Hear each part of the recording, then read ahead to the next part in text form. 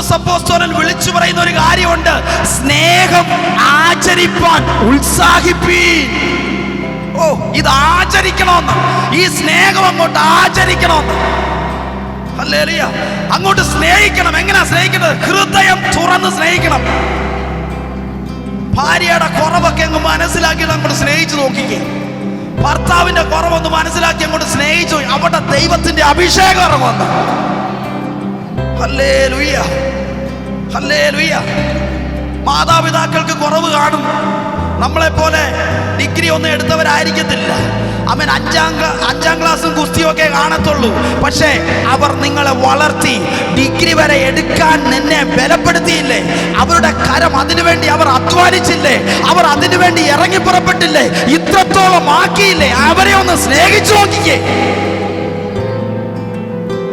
പറയത്തക്ക കഴിവും ഒന്നും കാണത്തില്ലെന്നേ, പ്രാഗൽഭ്യവും കാണത്തില്ല, നന്നായി സംസാരിക്കാനൊന്നും അറിവില്ലായിരിക്കും. പക്ഷേ ആ കുറവ് മനസ്സിലാക്കി ഒന്ന് സ്നേഹിച്ചു നോക്കുന്നേ. ദൈവത്തിന്റെ അഭിഷേകം നിന്റെ മേൽ ഇറങ്ങി വരുമെന്ന്. ഹല്ലേലൂയ. മാതാപിതാക്കളെ അനുസരിച്ചാൽ, അവർക്ക് വിധേയപ്പെട്ടാൽ, അവരെ സ്നേഹിച്ചാൽ ഭൂമിയിൽ നിനക്ക് ദീർഘായുസ് ഉണ്ടാകുമെന്ന ദൈവത്തിന്റെ വാഗ്ദത്തം.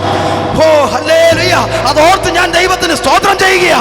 മാതാപിതാക്കളെ സ്നേഹിക്ക്, മക്കളെ സ്നേഹിക്ക്, അവൻ കൂട്ടുദാസനെ കൂട്ടുദാസിയെ സ്നേഹിക്ക്.